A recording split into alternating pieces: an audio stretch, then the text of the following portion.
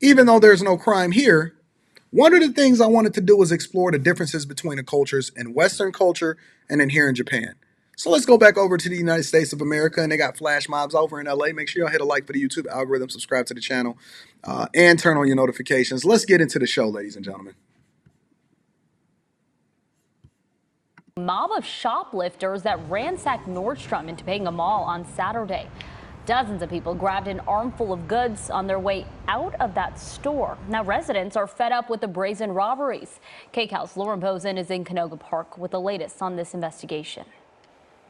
Detectives with LAPD are going over security camera video and video posted on social media to try to track down these suspects who took off in various vehicles.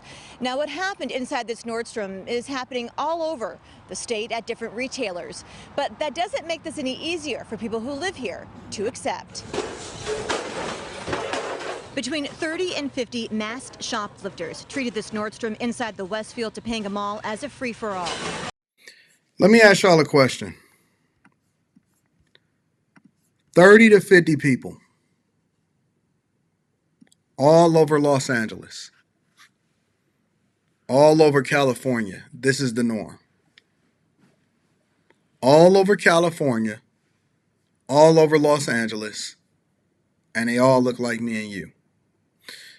Now, one of the things that they're going to tell us is to make sure that we don't stereotype, because everybody that walks around that look like us, or, may have a hoodie on, is dangerous. Now, is that, because we're going to ask some questions as we're exploring the differences in the cultural norms, right? Is that our own personal fault, or is it the way that we're painted? When you have 30 to 50 people on a regular basis, and I've shown video after video, Nike store, Nordstrom's, Louis Vuitton, crashing into it, taking stuff out of it, walking in with garbage bags, ripping everything out, crashing through the Apple store. They will rip off everything from Walmart and Walgreens all the way up to the highest end stores in the best neighborhoods. And now people can't ignore it and they can't walk away from it.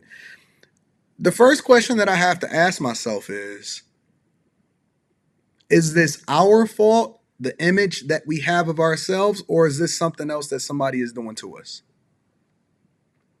Every single flash mob, well, let me revise what it is that I say.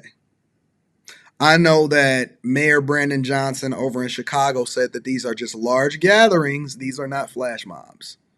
These are just large gatherings. These are not flash mobs. Every single situation where you see these large gatherings, according to Brandon Johnson, we're going to use his words,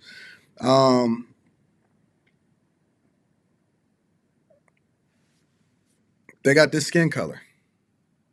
They have this skin color. How do you think that we should handle this?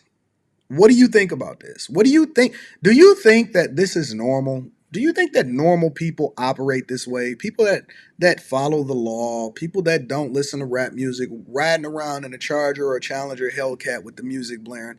Do you think that this is normal? Who do you think that their mother and fathers are? Do you think that they have a father in their life? Do you think that they were raised by the system? Look, you can't get 40 to 50 people in a room to pray together, to network together, to talk about money together, or to build each other up,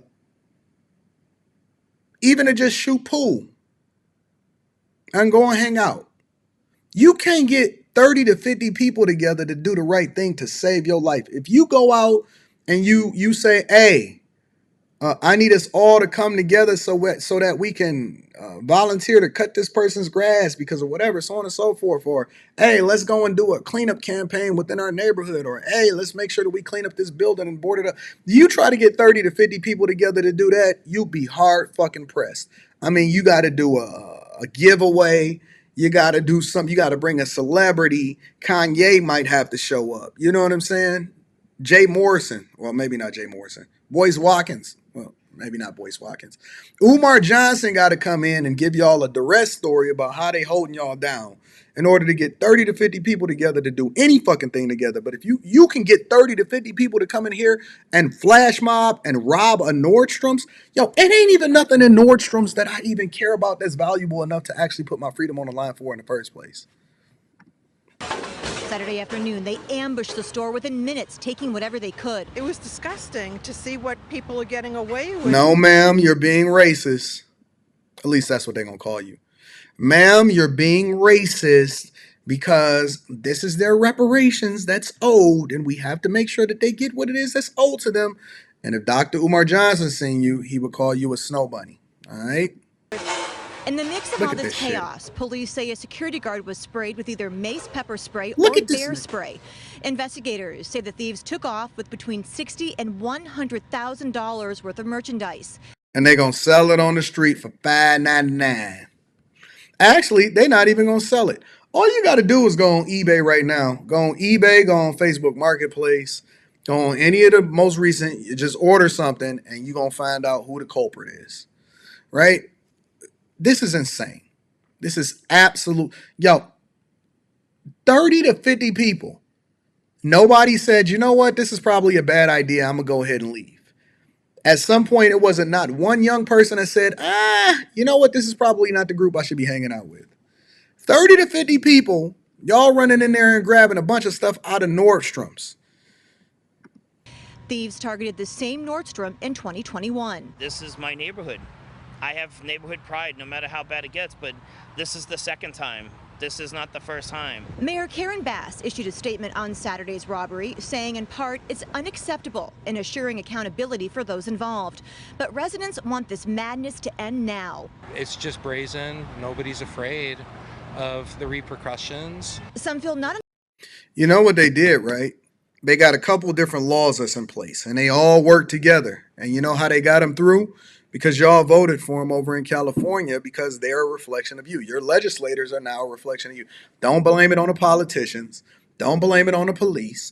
Don't blame it on the school board. Don't blame it on anybody but the very residents that are in California as a whole. Because California is blue. I mean, California is the bluest place in the fucking country, right? And so what the legislators then did, because they're a reflection of the people, is that y'all did a get out and vote campaign, right? Vote or die. We've been doing this. No voting, no fucking. And they've created several different laws that all work in tandem with each other. Okay, so let me tell you what they are. The first law, just to be brief, says that you can't really be prosecuted, or they're not going to really take serious any crime that you do that's under $1,000, basically, right? I think it's like $950, but $1,000. But who's counting? Who can really say? You got 30 to 50 people. You spread it out amongst all of them. Who cares, right? Because once you start opening the door to Pandora's box, then it starts to spread into something that's even worse, right? So that's the first thing. And then they said nobody should be required to be able to stop these people. And we're going to make sure that they get bond and bail. And we're going to release them out into the streets. And then the police's hands is going to be tied, because if you do anything, I'm a sue. They can walk into your property. They can steal your car. If you defend your stuff, then they are going to put you under the jail, and they're going to sue you and take everything that you stood for. And Black Lives Matter is going to be out there protesting on your lawn. And Umar Johnson is going to do a whole vlog about you, and he's going to empower everybody else to continue to come to the defense of those that's actually the criminals. 100%. And so they have all these laws, and they have all of these people that's advocating for the wrong thing, and they're putting in place the people that's enabling the criminals, because now they're more focused on empowering and protecting the criminals than the people that are actually the victims, which is the taxpayers, it's the residents, it's the workers. And it's going to become a desert, a food desert, a clothing desert, no retail stores, and everything is just going to move online because they're going to get their money back in insurance. But in the meantime, you're ruining your own neighborhoods and you're ruining your own state. The whole state is fucking blue. You voted for this shit. Enough is being done to prevent crimes from happening in the first place. Police are handcuffed themselves. They can't do what they're And this is not the first time that they hit it. They hit it in 2001. They hit it in 2003. They're probably going to accelerate it and hit it in 2024 instead of 2025. It's not going to be a 2-year view because they know they can still get away with it, right? supposed to do. The criminals aren't being prosecuted to the full extent of the law. A big question some have is if the controversial zero bail policy is a factor. It prohibits Zero bail policy, meaning that you can be arrested as much as you want.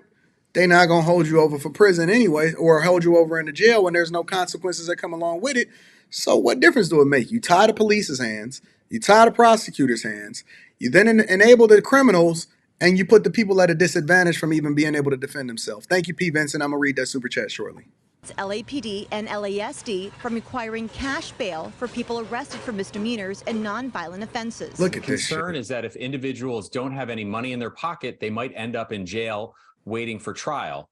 The flip side of that, though, is it creates an incentive for people to commit these types of nonviolent property crimes. That could mean zero consequences. Perpetrators know what to do. Try to All dress black in people. Every last one of them is black people. single color clothing, cover your face, stay in the pack, don't do anything that distinguishes you, and get out of there quick. It's almost like a recipe. While there's no quick answer, some are already changing their shopping habits, all in the name of safety. I won't go near this mall or any mall. I do all my shopping online. What did I tell you? What did I tell you? All you're going to do is create the food desert, the shopping deserts, and then you're going to completely remove the tax base from then being able to pour into your schools and fix your roads and all of this shit, man. And this is, look, hey, the rappers, they're not going to say nothing about this, but I bet you they had some conversations about the Montgomery Brawl. I bet you they won't fix their own communities by holding the people that they know is fucking up and stealing all of the shit. They not going to fix in their own communities, even though they know who all of the dope boys are and they know who all of the thieves are, but they going to make sure that they have a comment about coming to each other's aid for the Montgomery Brawl. Hey, listen, let's protest against Anton because he got a specific take. Man, fuck y'all. I know what it is that I see, and I stand on what I said, and I meant what I said. We have to spend our time on the things that's more meaningful so that we can fix our... Actually, we don't. Because those that get it and those that understand and the nerds that's getting money, we ain't got to deal with this shit. We could just go. See, I'm in a place where you can't move to. I'm over in Japan. You can't even afford to be here. Go down and burn rubber over there in Dubai and burn rubber over here in Japan and see what the fuck happened. Police gonna be on your ass and you getting locked up and you being punished to the fullest extent of the law. And they gonna deport your ass. Yeah. Same way that they did Tory Lanez in the United States is the way you gonna get done right here. Right here in Tokyo. Come on over here if you want to with that bullshit and see what happens. Come on over. Come on, Cletus. Come on over, Cletus. Let's see get too loud on the street and see what happens. Come on, Cletus.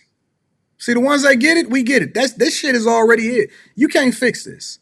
I ain't never seen them fix no hood. And when they start to fix it and they start pouring money into it, y'all gonna complain about them gentrifying it. So it ain't nothing that can come from it that's good anyway. Just throw the whole shit in the trash. Flat out. Throw it all in the trash. Anton is a sellout. Yeah, I'm selling you out, nigga. Because I don't like you and I think you need to be in jail making my license plate.